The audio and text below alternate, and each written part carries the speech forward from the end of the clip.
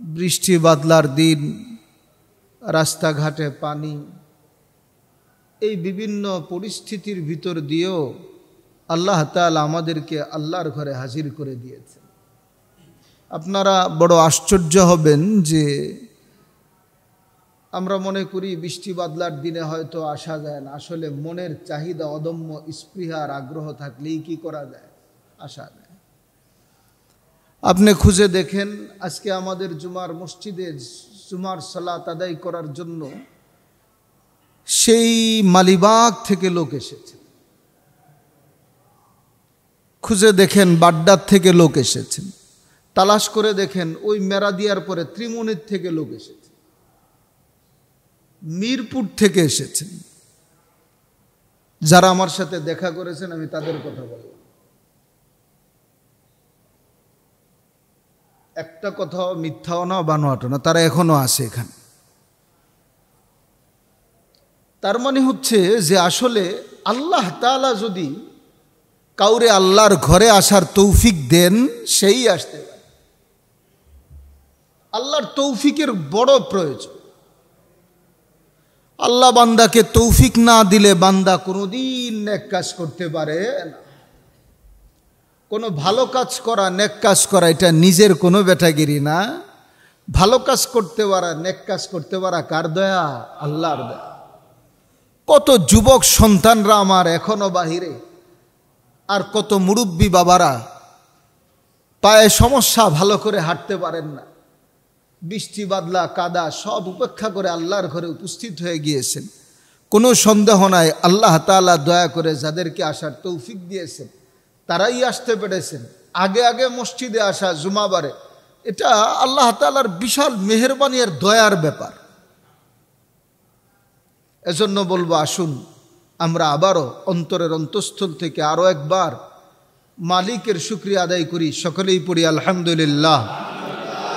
আমার সাথে সাথে সকলে পড়ুন, ইয়া রাব্বি লাকাল হামদু কামা ইয়ামবাগি লিজালালি ওয়াজহিক ওয়া লিআযীমি সুলতানিক। আল্লাহ তাআলা আমাদের এই প্রশংসাকে কবুল করুক, সকলে বলে আমিন।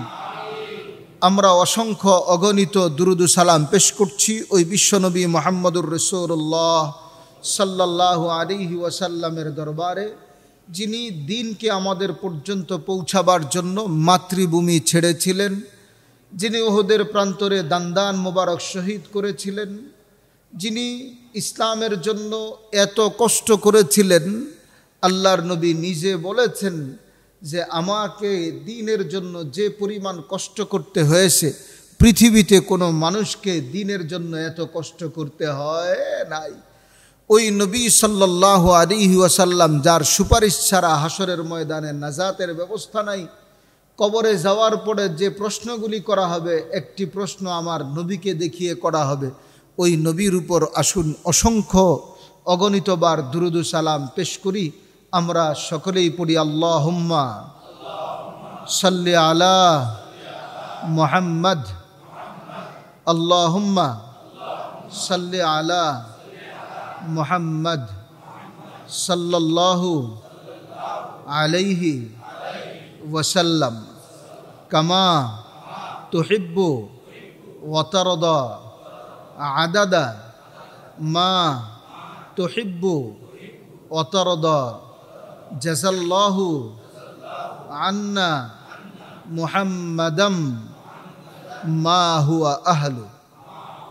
আল্লাহ তাআলা আমাদের পক্ষ থেকে দুরুদ ও সালামগুলি বিশ্বনবী সাল্লাল্লাহু আলাইহি ওয়াসাল্লামের দরবারে আমাদের পিতার নাম সহ পৌঁছে দিক, সকলে বলে আমিন।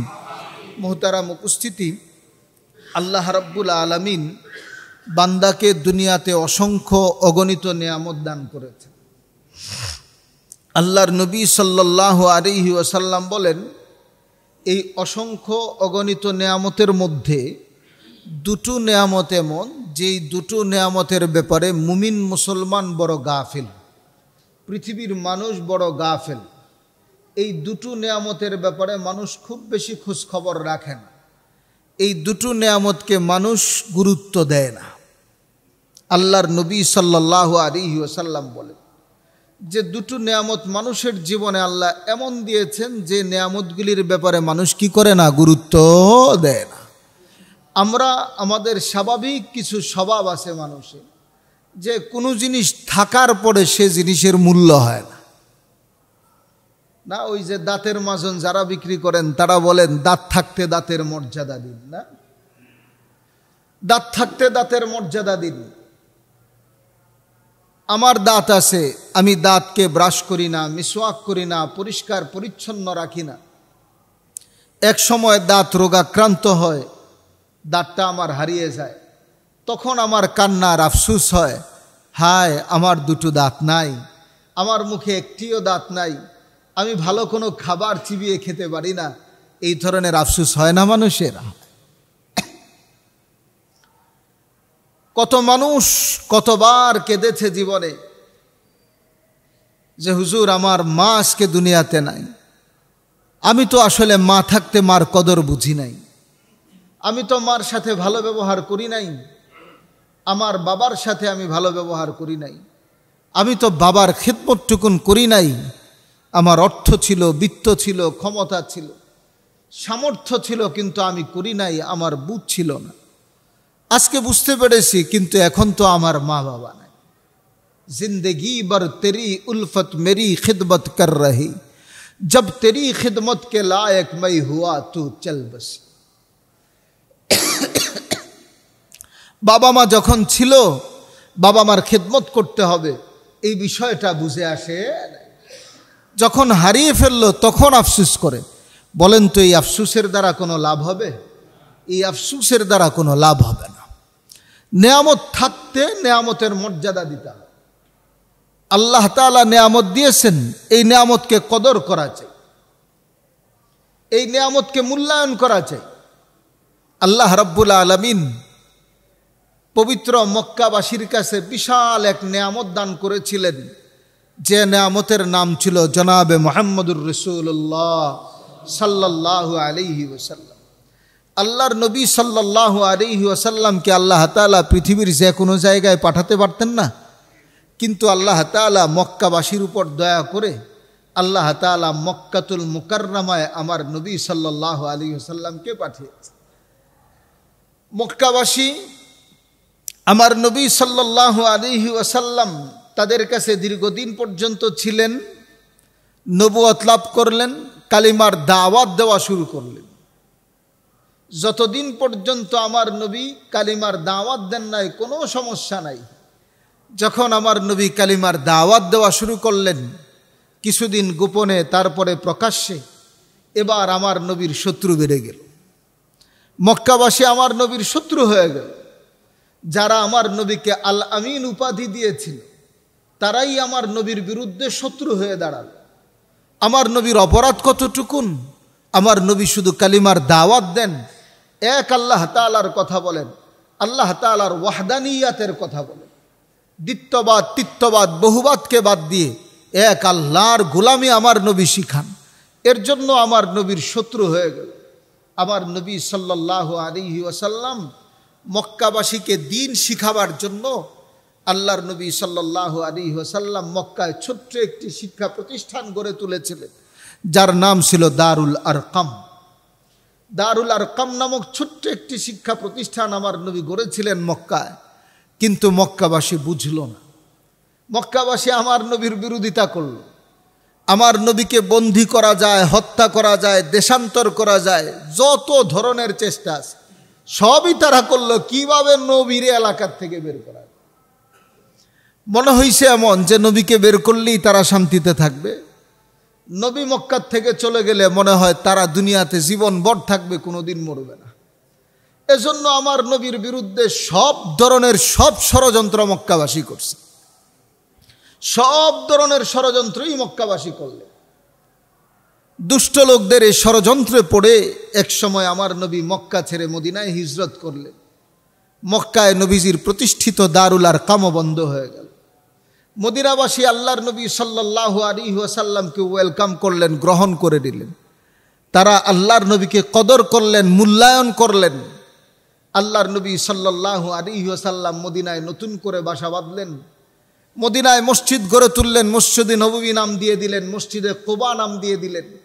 আল্লাহর নবী সাল্লাল্লাহু আলাইহি ওয়াসাল্লাম মসজিদে নববীর পাশে নতুন করে মাদ্রাসা গড়ে তুললেন, দারুস সুফা নাম দিয়ে দিলেন। বলেন আলহামদুলিল্লাহ। তার মানে হচ্ছে মক্কাবাসীকে আল্লাহ নেয়ামত দিলেন, মক্কাবাসী কদর করে নাই, আল্লাহ তাআলা নেয়ামতটা তাদের কাছে রাখেন নাই, মদিনাওয়ালারা কদর করেছেন, তাদের পর্যন্ত কি করেছে? পৌঁছে দিয়েছে। মক্কার দারুল আরকাম রইল না, মদিনায় দারুস সুফা হয়ে গেল। মক্কাবাসীর কাছে মুহাম্মদুর রাসূলুল্লাহর নিয়ামত রইল না, মদিনাবাসীর কাছে মুহাম্মদুর রাসূলুল্লাহর এমন নিয়ামত গেল যে মদিনা ওয়ালা নাম হয়ে গেল। বলেন না সুবহানাল্লাহ। মদিনাতুল মুনাওয়ারা, আমার নবী গেলেন ওই শহরে, মদিনাবাসী কদর করলো, শহরের নাম হয়ে গেল মদিনাতুল মুনাওয়ারা, নূরে নূরান্বিত এক শহর মদিনা। সুবহানাল্লাহ। কদর করছে মদিনাবাসী, নিয়ামতের কদর করাছে। নিয়ামতের কদর করলে আল্লাহ নিয়ামত বাড়া দেন, নিয়ামতের কদর না করলে আল্লাহ তাআলা নিয়ামত ছিনা নেন। দাঁত থাকতে, যেমন বললাম, দাঁতের মর্যাদা না দিলে দাঁত যখন নষ্ট হবে তখন আর হাজার ব্রাশ নিয়ে দাঁত ব্রাশ করা যাবে? বুঝেন নাই ভাই কথা? শুরুতে বললাম না দাঁতের কথা। দাঁতের মর্যাদা দিলেন না, দাঁত যথাসময়ে ব্রাশ পরিচ্ছন্ন করলেন না, দাঁত নষ্ট হয়ে গেল, সব দাঁত পড়ে গেল।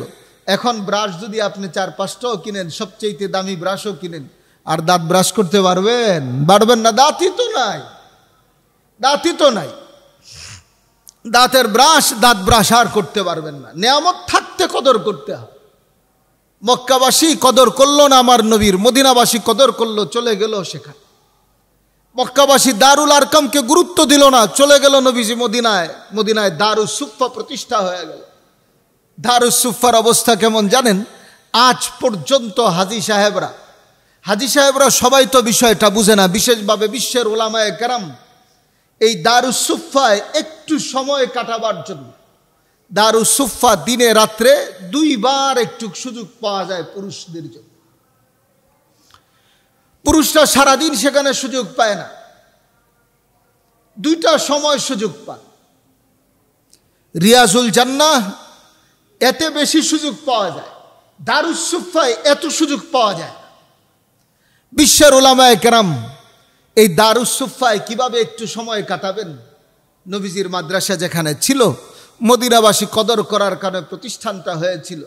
আজও পর্যন্ত নবীজির রওজার পাশে, নবীর বিবিদের ঘরের পাশে, মা বাইনা বাইতি ওয়া মিম্বারি রাউযাতুম মিন রিয়াজিল জান্নাহ, যাকে নবীজির জান্নাতের বাগান বলেছেন, তার পাশে, মসজিদে নববীর পাশে, নবী যেখানে শুয়ে আছেন তার পাশে একটু উঁচু করে জায়গা, চারদিকে স্টিলের ব্যারিকেড দেয়া, একটু উঁচু করে রাখা হয়েছে দারুস সুফা নবীজির মাদ্রাসা। সেখানে একটু সময় বসার জন্য মানুষ কত কাকুতি করে, না খেয়ে সেখানে বসে থাকে। একটু জায়গা পেলে খাবারের পরোয়া নাই, সেখানে বসে থাকে। বিশ্বাস করেন, সত্য এক গল্প আপনাদেরকে শোনাই। এই মসজিদে এখন মুফতি আব্দুল গাফফার সাহেব উপস্থিত আছে। এক হজের সফরে দারুস সুফার ভিতরে আমি গুনাহগারকে আল্লাহ একটু জায়গা দিয়েছেন, ঘন্টাকে ঘন্টা সেখানে বসেছিলাম। বিকাল পেরিয়ে রাত্র, সন্ধ্যা হয়েছে, রাত্র হয়েছে, আমি সেখান থেকে আসিনি। কিন্তু আমি যে সারাদিন না খাওয়া, এই কথাটা আমার রুমমেট জানে। এই যে মুফতি আব্দুল গাফফার সাহেব বসা, উনি খাবার, তার কাপড়ের ভিতর খাবার তো সেখানে নেওয়া যায় না, ভিতরে ঢুকাইয়া এই দারুস সুফা পর্যন্ত আমাকে খাওয়ানোর জন্য গেছে। আরে রিজিকের মালিক রাজ্জাক, দারুস সুফায় যেখানে খাবার পৌঁছানোর কথা। আমি বাংলাদেশের এক গুনাহগার পাপিষ্ট, নবীর রওজার পাশে দারুস সুফায় জায়গা পেয়ে দুপুর গড়িয়ে, বিকাল পেরিয়ে, সন্ধ্যা পেরিয়ে রাত হয়ে যায়, যখন সেই জায়গা আমি ছাড়ছি না, আল্লাহ তাআলা গুনাহগারের জন্য খাবার পাঠাইছেন, তুই বান্দা খা, রিজিকের মালিক আমি আল্লাহ। রিজিকের মালিক আল্লাহ। কিভাবে আপনাদেরকে বুঝাবো ভাই? আজকে মানুষ রিজিকের জন্যই নামাজ পর্যন্ত ছেড়ে দেয়। কত ভাই নামাজ পড়ে না শুধু রিজিকের তাড়নায়। দোকান বন্ধ করে নামাজে গেলে আমার রিজিক চলবে কিভাবে, খাবার চলবে কিভাবে, আমি খাবো কিভাবে? আমার এটা না করলে আমার খাবার চলবে কিভাবে? আরে ভাই, খাবারের জন্য বুঝি মানুষের কোনো মেহনত লাগে? আপনারা বলেন তো, পৃথিবীর প্রাণীকুল জীব জানোয়ার খায় না? বলেন না, খায় না ভাই? আরে খাবার তো একটা জীব জানোয়ারও খায়। এই পৃথিবীর নাস্তিক মুরতাদ যারা আমার আল্লাহকে অস্বীকার করে, আপনারা বলেন তো তারা কি খায় না? তারাও তো খায়। একটা নাস্তিক খায়, একটা মুরতাদ খায়, একটা বেঈমান খায়, একটা নাফরমান খায়, একটা কাফির খায়, একটা ইহুদি খায়, একটা খ্রিস্টান খায়। আরে খাবার তো আল্লাহ তাআলা পৃথিবীতে সবার জন্য বরাদ্দ করেছে। খাবারের জন্য তো আমার এই পৃথিবী নয়, খাবারের জন্য তো আমার এই হায়াত নয়। আল্লাহ আমার এই হায়াত দিয়েছেন আল্লাহর কুদরতি কদমে সেজদা দেওয়ার জন্য।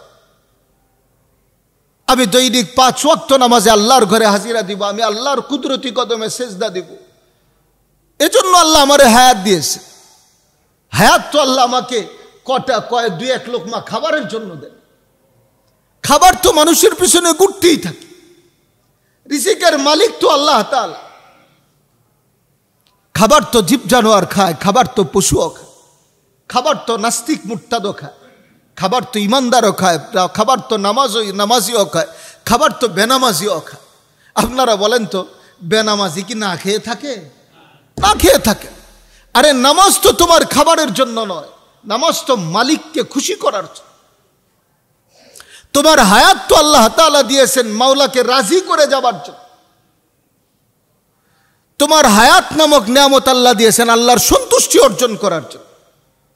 তোমার এই হায়াতে আল্লাহর কুদরতি কদমে সেজদা দিবে তুমি, এজন্য আল্লাহ তোমার হায়াত দিয়েছে। 24 ঘন্টার সময় আল্লাহ আমার এই জন্য দেন নাই যে আমি ঘন্টাকে ঘন্টা ঘুমায়া কাটাবো, আজান হবে আমি ঘুমিয়ে থাকবো, নামাজ হবে আমি ঘুমিয়ে থাকবো, আমি আল্লাহর ঘরে যাব না, সেজদা দিব না। এজন্য আল্লাহ আমার হায়াত দেন নাই ভাই।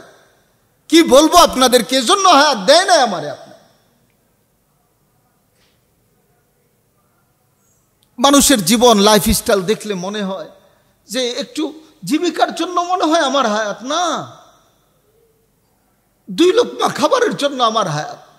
আমার হায়াতটা আল্লাহকে খুশি করার জন্য, আল্লাহকে রাজি করার জন্য, এই দুনিয়ার স্বার্থ চরিতার্থের জন্য আমার হায়াত। ভাই একটু বলেন তো আপনারা, হায়াত কি আমার 2 লোকমা খাবারের জন্যে? বলেন, 2 লোকমা খাবারের জন্যে? আমার হায়াতটা কাকে খুশি করার জন্য? আমার হায়াতটা আল্লাহকে খুশি করার জন্য। আল্লাহ তো বান্দার প্রতি খুশি হন বান্দা যখন আল্লাহ তাআলাকে সেজদা দেয়। বান্দা যখন আল্লাহর কুদরতি কদমে সেজদা দেয় আল্লাহ খুশি হন। আমি চাই আপনাদের কাছে এক প্রতিশ্রুতি, যে খাবারের পিছনে পড়ে, একটু জীবিকা উপার্জনের পিছনে পড়ে, দুনিয়ার সামান্য স্বার্থ চরিতার্থ করার পিছনে পড়ে, একটু ব্যবসা বাণিজ্য চাকরি বাকরির পিছনে পড়ে আমরা নামাজ ছাড়ব না ইনশাআল্লাহ।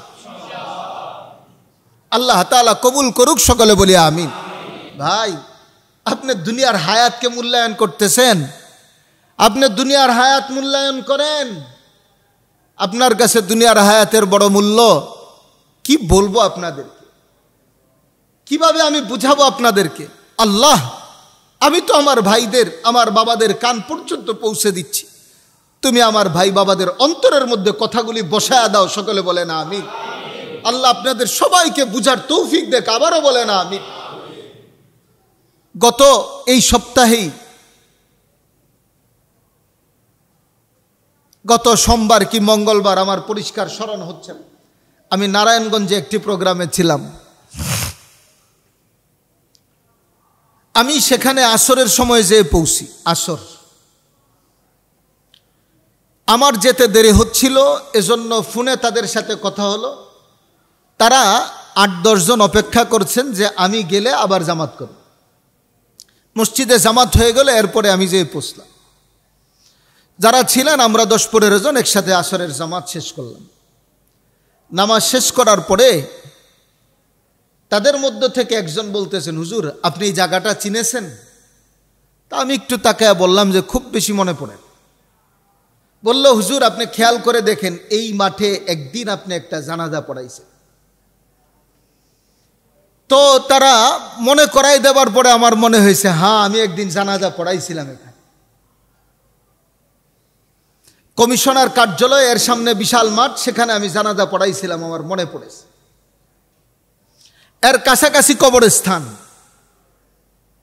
আমি বললাম ঠিক আছে, যেহেতু তার কবরটা এখানে, চলুন একটু কবরটাও জিয়ারত করি। সবাইকে নিয়ে গেলাম দল বেঁধে কবর জিয়ারত করার জন্য। তার কবরটা কোথায়, এই 1-2 বছরে, 2 বছর বা 3 বছর হবে, এই অল্প সময়ের ভিতরে তার পরিচিত জন, তার আপনজন, আত্মীয় স্বজন, তার বন্ধু বান্ধব তার কবরটা কোথায় দেখাতে পারছেন, তার কবরটা কোনটা চিহ্নিত করতে পারছেন। আমি তো জানাজা পড়ে আসছি, আমার তো মনেই নাই কবরটা কোথায় দেখাতে পারছেন। এই লম্বা লম্বা ঘাস খুঁজে টুজে একজন বের করলো যে এই যে তারের খাম্বা, এটার কাছাকাছি এদিক দিয়েই ছিল তার কবর। তার কবর জিয়ারত করলাম, দোয়া করলাম।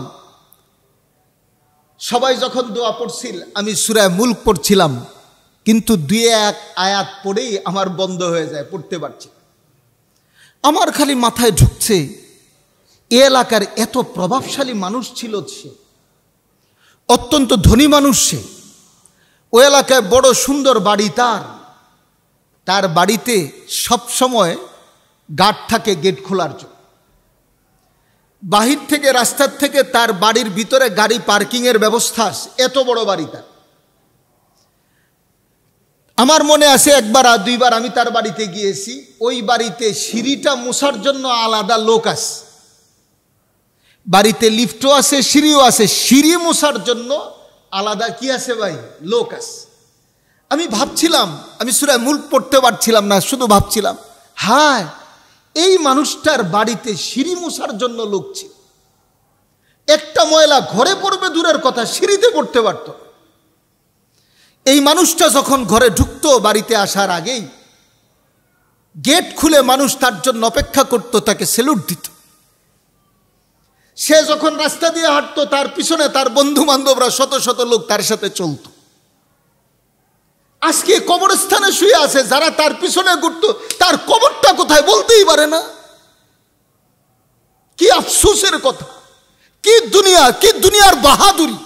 আমার বড় আফসোস হয়েছে, হাই কি নিয়ে দুনিয়ার বাহাদুরি করি আমরা? দুনিয়ার বাড়ি গাড়ি ক্ষমতা অর্থ করি, কিসের বাহাদুরি আমার? আরে আমার পিছনে যারা ঘুরে, সে তো আমার কবরটাও মনে রাখে। আমি পড়তে পারছিলাম না সূরা, একটা মানুষ তার কবরটাকে মনে রাখলো না, তার পরিবারের লোকেরা তাকে মনে রাখছে না। আমার তো মনে হয় ঈদ গেল, ঈদের পরে তার পরিবার পরিজনরা কি বিভিন্ন জায়গায় বেড়ায় নাই? বলেন তো আপনারা, কি মনে করেন বেড়ায় নাই? তার আনন্দ উদযাপন করে নাই? হ্যাঁ, তার পরিবারের সন্তানদের বিয়ে শাদী বন্ধ হয়ে গেছে না? হয়, শুধু হয় না, খুব ডাকডুল পিটায়া হয়। বলেন না কেন, ডাকডুল পিটায়া হয় না? তার মানে হচ্ছে তুমি দুনিয়ার জন্য এত কিছু করলে, সব কিছু রেখে গেলে, যাদের জন্য করলে তারা এখন আনন্দ করে, কিন্তু তোমার কথা মনে রাখে না। কাম তারাকু মিন জান্নাতি ওয়া আয়ুন ওয়া যুরুই ওয়া মাকামিন কারীম ওয়া না'মাতিন কানু ফিহা ফাকিহিন। আল্লাহ রাব্বুল আলামিন বড় চমৎকার করে বলেন, হে বান্দা, কাম তারাকু মিন জান্নাতি ওয়া আয়ুন, তোমার মতো আমার কত কত বান্দারা তাদের অট্টালিকা, তাদের বাগান বাড়ি, দুনিয়ার সহায় সম্পদ, ক্ষমতা সব কিছু ছেড়ে চলে এসেছে। আমার বান্দারা দুনিয়া ছেড়ে চলে এসেছে, ওই রাজবাড়ি আছে কিন্তু রাজার কোনো খবর নাই। ওই বাগান বাড়ি আছে বটে, বাগান বাড়ির মালিকের কোনো খবর নাই।